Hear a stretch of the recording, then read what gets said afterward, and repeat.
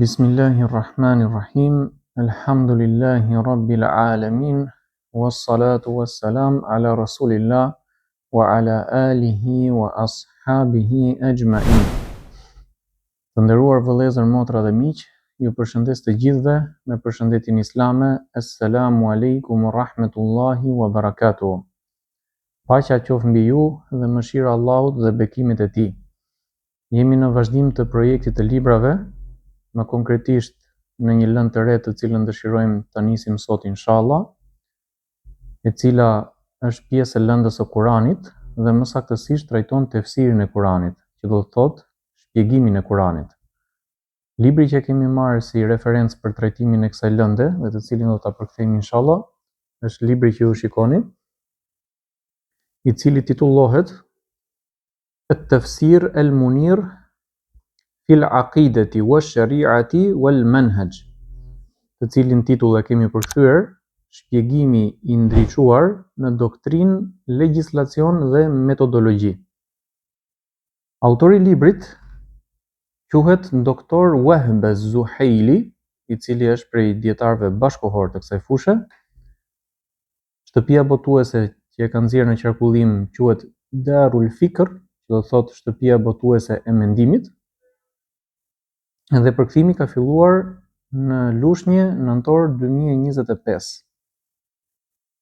Ky që shikoni është vëllimi i parë nga 17 vëllime që përbëhet libri në total.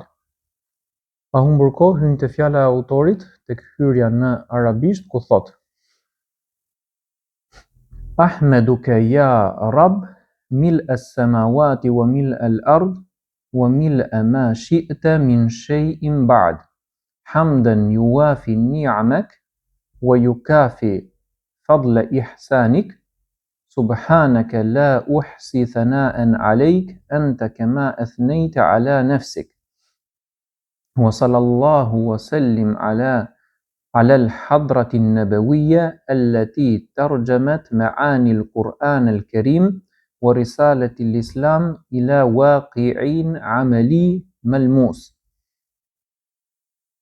أو أوجد أمة من العدم وحدد لها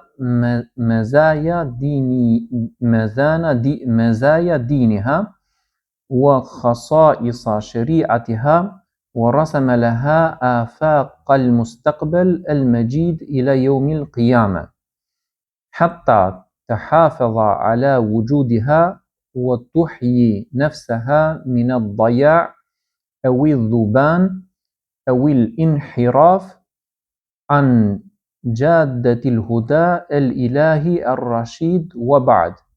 Thot autori në përkthimin në gjuhën shqipe: Të falenderoj ty o Zot me madhështi sa mbushin qiejt, tokën dhe gjithçka që ti dëshiron pas tyre, një falënderim që përputhet me mirësitë tua dhe shpreh mirënjohje për bujarinë dhe bamirësinë tënde. I lartësuar qofsh, nuk mund t'i numëroj lavdet ndaj teje, ti je ashtu siç e ke lavdëruar vetveten. Paqja dhe bekimi i Allahut qofshin mbi personalitetin profetik, i cili përktheu kuptimet e Kuranit të shenjtë dhe mesazhit të Islamit në një realitet praktik dhe të prekshëm. Ai krijoi një umet, pra një popull prej hiçit, i përcaktoi atij tiparet e fesë dhe veçoritë e sheriatit të tij, pra ligjit që e udhëheq, dhe i vizatoi horizonte të një të ardhmeje të lavdishme deri në ditën e Kiametit, në mënyrë që ai të ruajë ekzistencën e tij, të mbrojë vetveten nga humbja, shpërvërja ose devijimi nga rruga e udhëzimit hyjnor të drejtë. Dhe pas kësaj, thot autori në arabisht: فهذه طبعة جديدة للتفسير الميسر هي الثانية في عرف دار الفكر بدمشق لما اشتملت عليه من زيادات وتنقيحات وإضافة لقراءات المتواترة التي نزل بها الوحي الإلهي أعظم نعمة كبرى على البشرية جميعا وعلى المسلمين بوجه خاص، وهي الطبعة السابعة بتكرار طبعات هذا التفسير مع العناية في كل طبعة بما يتطلبه التصحيح. والتعديل وخضم المعلومات الكثيرة فيه. Ky është një botim I ri I tefsirit të thjeshtuar. Botimi I dytë sipas standardeve të shtëpisë së mendimit në Damask, pra ky është emri I shtëpisë botuese dhe Damasku është kryeqyteti I Sirisë, për shkak të shtesave dhe përmirësimeve që përmban, si dhe shtimit të leximeve të transmetuara, të cilat I zbriti shpallja hyjnore, dhurata më e madhe për njerëzimin në tërësi dhe veçanërisht për muslimanët. Ky është botimi I 7 për nga përsëritja e botimeve të këtij tefsiri, duke u kujdesur në çdo botim për korrigjimet dhe rregullimet që I duhen mes morisë së madhe të informacioneve që ai përmban. Më pas, wa inni lamedinun li fadlillah jalla jalalu wa wathiqun min talaqqi al-muslimina qatibatan fi al-mashariq wal-magharib li hadha tafsir bil qabul al-hasan. وآية ذلك أني وجدته مقترنا في البلاد المختلفة العربية والأجنبية وأنه ترجم إلى التركية ويترجم الآن إلى الماليزية وطبع فيها بعض الأجزاء وتصلني رسائل ووثائق من كل مكان مشحونة بعبارات الإعجاب والدعاء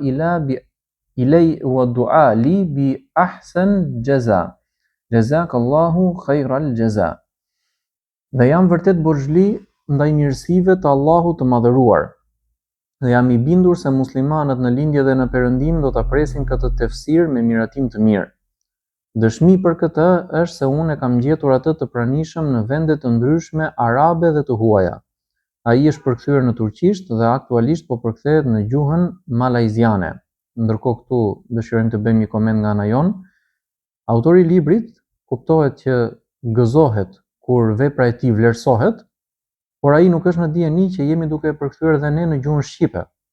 Pra është një mirësi e shtuar, të cilën në të ardhmen do ta njohë dhe do ta vlerësojë ashtu siç ka vlerësuar këto dy gjuhët e tjera, porse ne me projektin ton dëshirojmë që po ky libër dhe po librat e tjerë po ashtu, të gjithë të përkthehen në maksimumin e gjuhëve që do të jetë e mundur që të realizohet kjo gjë.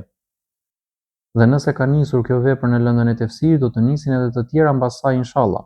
Dhe nëse ka nisur disa të tjera në lëndë të tjera, do të nisin dhe të tjera mbas atyre të tjerave. Dhe kështu me radhë, aq sa do të na japi Allahu afat, fuqi, mundësi, dhe lutem Allahun që të na japi sukses dhe ta bëjë të dobishme për ne dhe për ata që I kanë përgatitur këto vepra. Kuptohet që me punën që ne jemi duke bërë, shpërblimi I atyre të cilët I kanë shkruar të parë këto libra shumëfishohet. Më pas, në atë vend janë botuar disa pjesë të tij, më arrin letra dhe dokumente nga vende të ndryshme të mbushura me shprehje vlerësimi dhe lutje për mua me shpërblimin më të mirë. Allahu të shpërbleft me shpërblimin më të mirë. Këto janë fjalët që I janë thënë autorit. Dhe këtë gjë e themi dhe ne, lutem që ta shpërblej atë dhe të gjithë autorët që kemi marrë në referencë dhe të gjithë ata që I kanë shërbyer kësaj diturie, që t'i shpërblej me shpërblimet më të mira.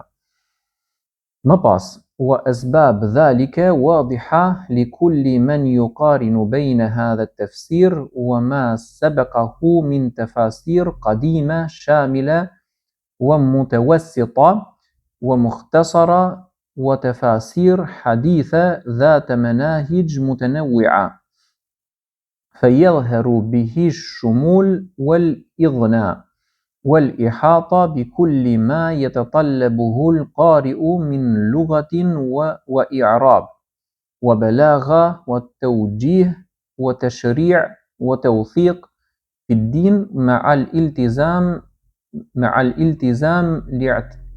والاعتدال والتوسط في بيان دون إسراف وإطراد. Arsyet për këtë janë të qarta për çdo njeri që krahason këtë tefsir me ato që I kanë paraprirë, qoftë me tefsire të hershme të gjera, mesatare apo të përmbledhura, apo me tefsire të reja që kanë metoda të ndryshme.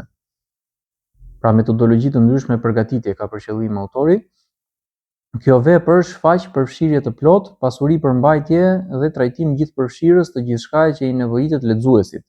Gjuhë, gramatik, elokuencë, udhëzim, dispozita fetare, qartësim dhe dokumentim brenda fesë, duke respektuar moderimin dhe ekuilibrin në shpjegim pa tepruar ose pa dalë nga qëllimi. Më pas thot autori: وأؤكد في هذه الطبعة على منهجي في التفسير وهو الجمع بين المأثور والمعقول. المأثور في السنة النبوية وأقوال السلف الصالح، والمعقول الملتزم بالأصول المعتبرة وأهمها ثلاثة. Thot autori, theksoj në këtë botim metodologjinë time në tefsir, e cila është bashkimi ndërmjet transmetimeve të verifikuara dhe arsyetimit të shëndosh, transmetimeve të sakta nga suneti profetik dhe fjalët e paraardhësve të drejtë, si dhe arsyetimit të mbështetur në parime të pranuara. Ndër këto parime më të rëndësishmet janë 3. Përpara se të përmendim parimet që ka listuar autori, dëshirojmë të bëjmë një koment të vogël në lidhje me këtë pikë, dhe ajo është se në kohë të ndryshme në historinë e njerëzimit, të paktën historinë e këtij ummeti që ka trajtuar fjalën e Allahut, Kur'anin, dhe ka komentuar me përpjekjet e veta secili prej autorëve aq sa ka pas mundësi, ka pasur her pas here dallim në mendime për mënyrën se si duhej trajtuar komenti i Kur'anit. Për shembull, ka pasur autorë të cilët i kanë dhënë përparësi një metodologjie të caktuar dhe ka pas autorë të tjerë të cilët i kanë dhënë përparësi një metodologjie tjetër. Dhe shpesh herë mund të haset në për librat e tefsirit, por edhe më gjerë, diskutimi midis komentit të Kuranit që quhet El Methur në gjuhën arabe, pra nëpërmjet ethereve, ku përfshihen qoftë hadithet profetike, qoftë fjalët e sahabëve, tabiinëve, pra dietarëve të selefëve, të brezave të mirë, po ashtu komenti i Kuranit me ajete të tjera Kurani, por edhe komenti i cili në arabisht quhet el ma'kul, që do thotë bazuar mbi logjik. Tu dëshirojmë të theksojmë diçka.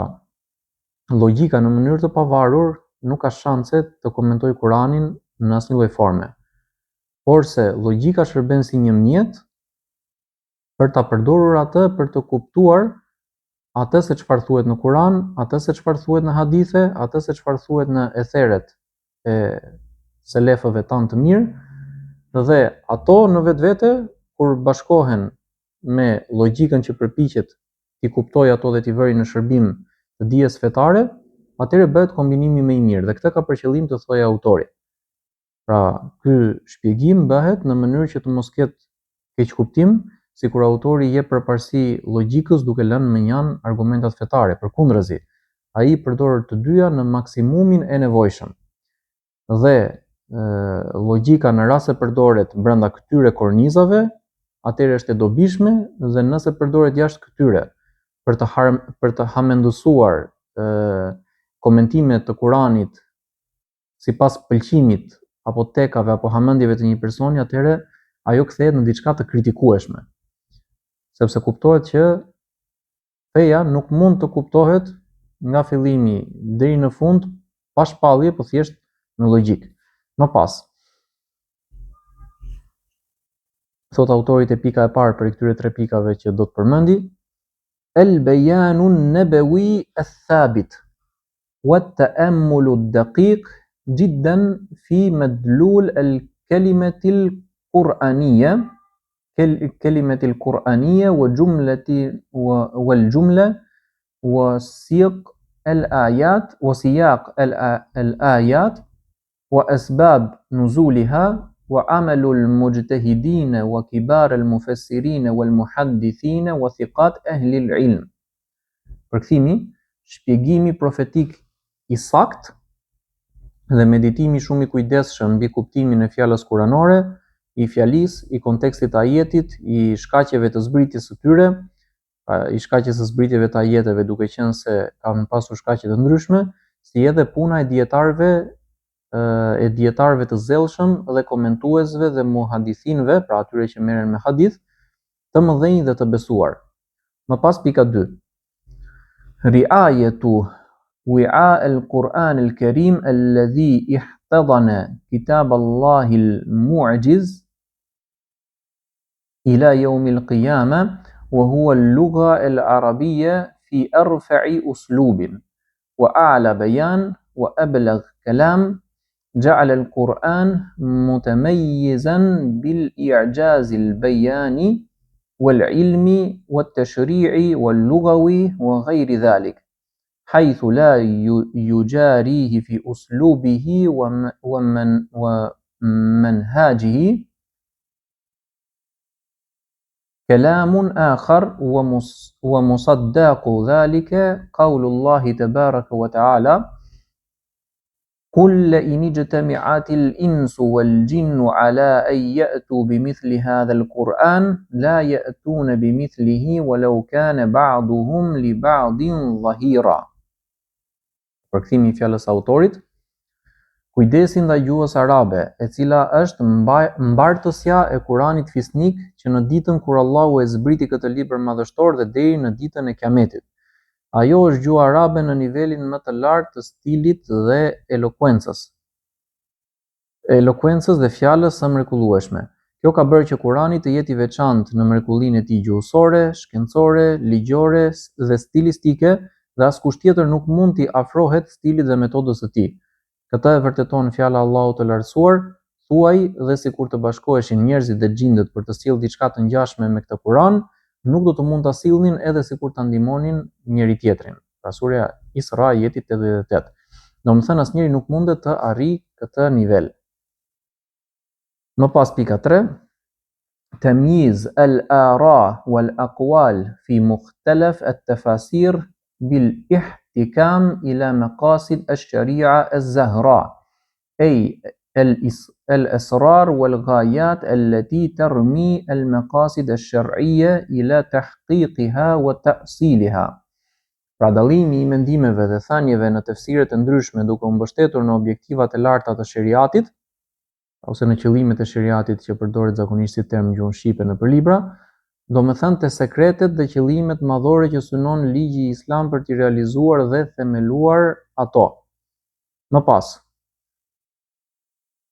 ويعبر عن هذا المنهج الذي التزمته وهو الجمع بين المأثور والمعقول الصحيح قول الله سبحانه وأنزلنا إليك الذكر لتبين للناس ما نزل إليهم ولعلهم يتفكرون.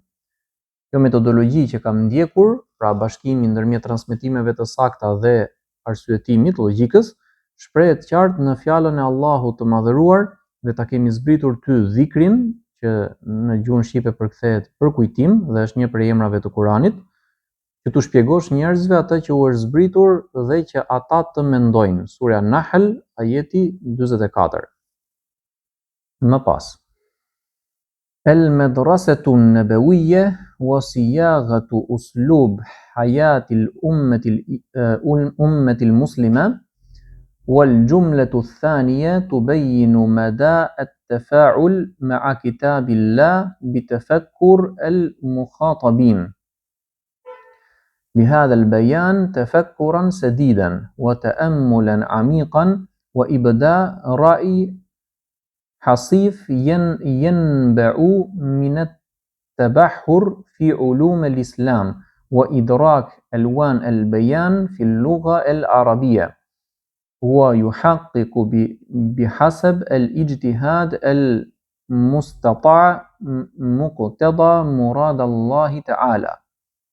Shkolla profetike dhe ndërtimi I stilit të jetës së ummetit musliman, ndërsa fjalia e dytë shpjegon shkallën e ndërveprimit me librin e Allahut përmes reflektimit të adresuarve të tij, pra atyre që u drejtohet kjo fjalë. Me këtë qartësi kërkohet një mendim I matur, një meditim I thellë dhe paraqitja e një mendimi të mençur që buron nga thellimi në shkencat islame dhe nga njohja I niveleve të ndryshme të shprehjes në gjuhën arabe, duke arritur kuptimin sipas përpjekjes së mundshme në pajtim me atë që dëshiron Allahu I lartësuar. Pra këtu ka për qëllim autori të thotë që ata e kanë ndihmuar në përgatitjen e tefsirit të tij, krahas krahas përgatitjes specifikisht me këtë lëndë që ka pasur gjatë jetës së tij dhe studimeve që ka bërë, por edhe njohuritë që ai ka mbi lëndët e tjera. Dhe kjo tregon që të gjitha lëndët e tjera mund ta ndihmojnë lëndën e tefsirit ose lëndën e Kuranit dhe kjo mund t'i ndihmojë të tjerat. Madje është e pranueshme të thuhet që të gjitha lëndët mund ta ndihmojnë njëra tjetrën nga pak. Pra, më e mira që mund të bëjë një person i cili dëshiron t'i futet fushës së dijes është që të marrë njohuri nga secila lëndë në mënyrë graduale. Që do të thotë, të mësoj për shembull diçka fillestare mbi akiden, pastaj diçka fillestare mbi fikun, pastaj diçka fillestare mbi Kuranin, mbi hadithin, mbi historinë, mbi gjuhën arabe dhe mundësisht dhe mbi shkencat e natyrës. Kemi thënë që dëshirojmë që dija fetare dhe dija shkencore të ecin paralelisht dhe të mos konsiderohen si gjëra të ndara nga njëra tjetra, por përkundrazi të ndihmojnë njëra tjetrën. Dhe mbasi e kalon këtë fazë, të kalojnë në një fazë të re në të cilën mëson ose përvetëson diçka mesatare mbi akiden, pastaj mbi fikun, pastaj mbi tefsirin, hadithin, historitë etj. Të gjitha këto që përmendëm. Më pas kalon gradualisht në nivelin e avancuar në secilën prej këtyre në kufi të mundësive që ka personi. Nëse personi nuk e kalon këtë fazë, por fillon vetëm me një lëndë dhe i anashkalon totalisht të tjerat, do të thotë që ai dhe tek ajo lëndë pritet që mund të ketë mangësi, sepse duke mësuar të gjitha nga pak, ato ndihmojnë njëra tjetrën. Për shembull, një çështje që mund të përmendet tek akideja, mund të përmendet edhe tek tefsiri, për arsye se arrin një moment që ti lexon një ajet që ky ajet është përmendur si argument tek çështja e akides. Po ashtu e njëjta mundet që të gjendet edhe tek hadithet, sepse ai ajet mund të komentohet me disa hadithe dhe këto hadithe mund të jenë referencë edhe tek çështja e akides në momentin që ke lexuar librin e akides.